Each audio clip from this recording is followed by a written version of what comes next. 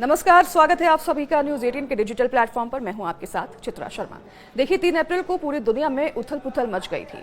वजह थी अमेरिका के राष्ट्रपति डोनाल्ड ट्रंप का डिस्काउंटेड रेसिप्रोकल टैरिफ। उन्होंने भारत समेत 100 देशों पर कई गुना टैरिफ बढ़ाने का ऐलान किया है। अब भारत से अमेरिका जाने वाले सामान पर 26% टैरिफ लगेगा। ट्रंप ने अमेरिका के घरेलू प्रोडक्ट को बढ़ावा देने और व्यापार घाटा कम करने के लिए भारत से लेकर चीन, जापान, यूरोप तक टैरिफ की बारिश कर दी है और इससे पूरी दुनिया में अब भूचाल मचा हुआ है। ऐसा क्यों हुआ, आपको बताएंगे इस वीडियो में। तो चलिए आपको विस्तार से बताते हैं कि टैरिफ दरअसल है क्या। टैरिफ एक तरह की बॉर्डर फीस या टैक्स होता है जो कोई भी देश विदेशों से अपने यहाँ आने वाले सामान पर लगता है।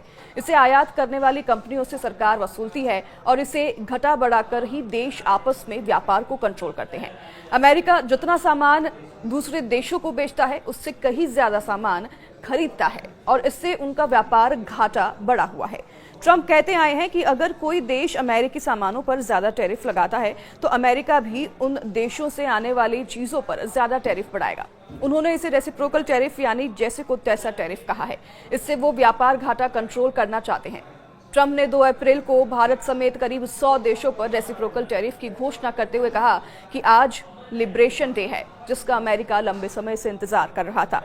असली रेसिप्रोकल टैरिफ में दोनों देशों के टैरिफ की बराबरी होती है, लेकिन यहाँ सिर्फ अमेरिका की तरफ से व्यापार घाटे को खत्म करने की कोशिश है।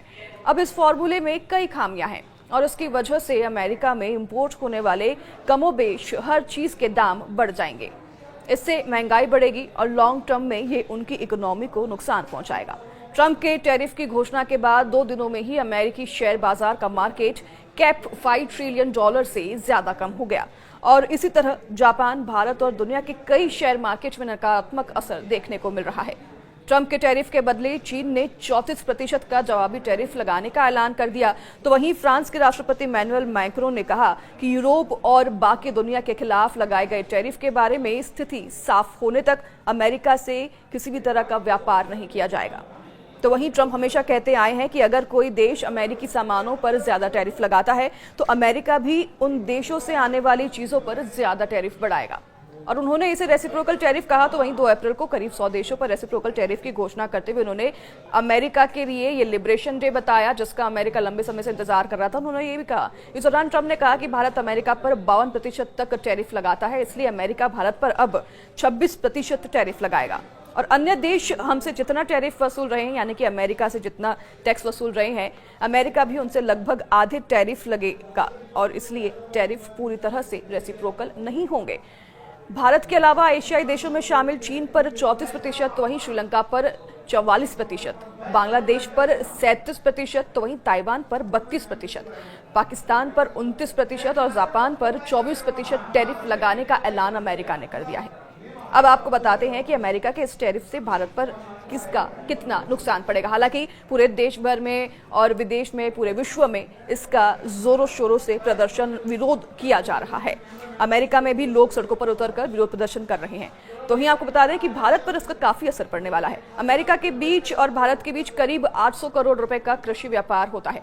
भारत मुख्य रूप से अमेरिका को चावल, झींगा, शहद, वनस्पति, अर्क, अरंडी का तेल और काली मिर्च का निर्यात करता है और अमेरिका बादाम, अखरोट, पिस्ता, सेब और दालें भेजता है। ग्लोबल ट्रेड रिसर्च इनिशिएटिव यानी कि GTRI की रिपोर्ट के मुताबिक भारत अमेरिका के कृषि उत्पादों पर औसतन टैरिफ 37.7% लगाता है, जबकि अमेरिका में भारतीय कृषि उत्पादों पर यह 5.3% है। अब टैरिफ 26% होने वाला है, जिससे कि भारत के किसानों पर बोझ बढ़ेगा और अमेरिका में भारत के कृषि सामान महंगे होने से उनकी मांग घटेगी, तो ही निर्यात भी घटेगा और किसानों की आमदनी भी कम हो जाएगी।